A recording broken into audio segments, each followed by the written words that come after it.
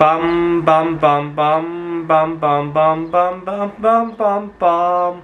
The Peter Dislike Show.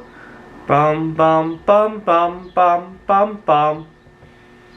So I recently recovered from COVID-19 2 weeks ago. I cleared the virus out of my system, but I think this is the first time I'm struggling with long COVID. It's my fourth time getting the virus, or at least the fourth time that I know of getting the virus, because 2 times I almost didn't know it. But I have completely lost my appetite, and I learned from reading online that early satiating syndrome is one of the long COVID symptoms. To give you an idea, I just woke up. It is about 11 a.m. and I wake up completely stuffed.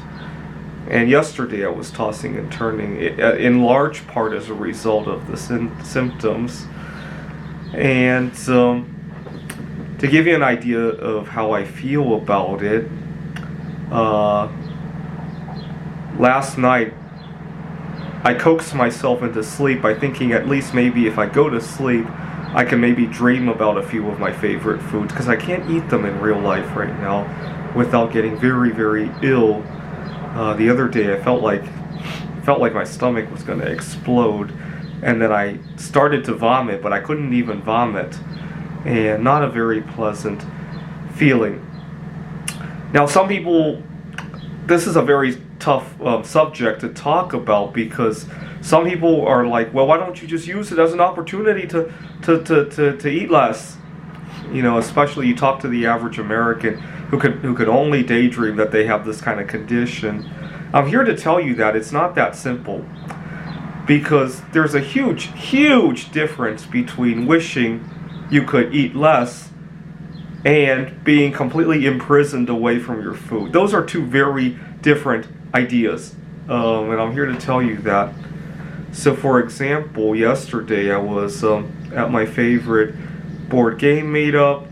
I went to the Desert Botanical Garden. I took a few walks around the area. Those are very beautiful things, but what beautifies them 100 times more is to be able to round that off with our favorite foods, right? So, for example, right now I can only daydream about this stuff. I can take like one small bite of it, and I instantly feel like I took a bullet to the stomach, and I have to think hard.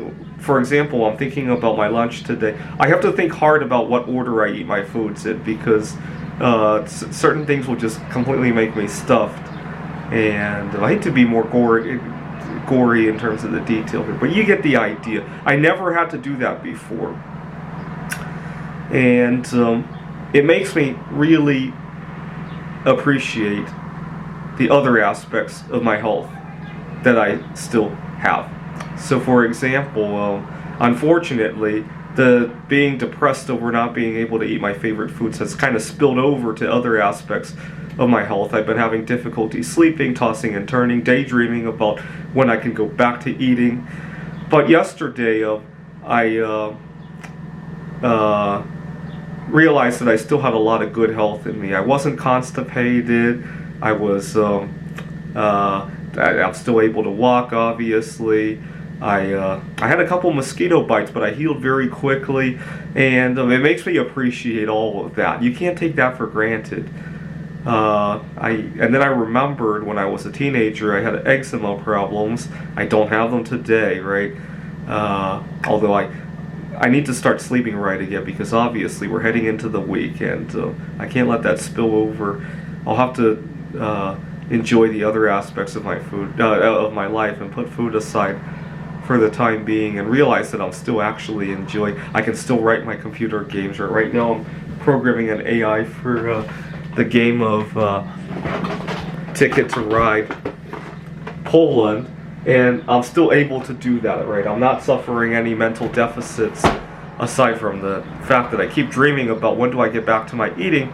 I'm not really suffering too many mental deficits, right?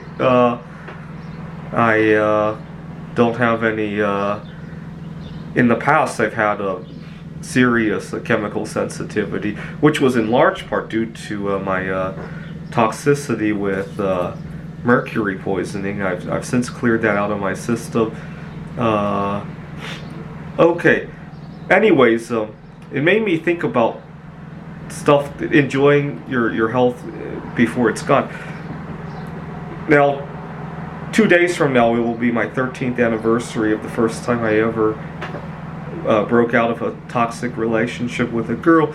Now, a lot of people, when they think about stuff they had until it was gone, it's usually a significant other. I never had that problem, actually, at least not for 13 years. Usually, I jump right out of a toxic relationship, and I enjoy life as a newly single guy.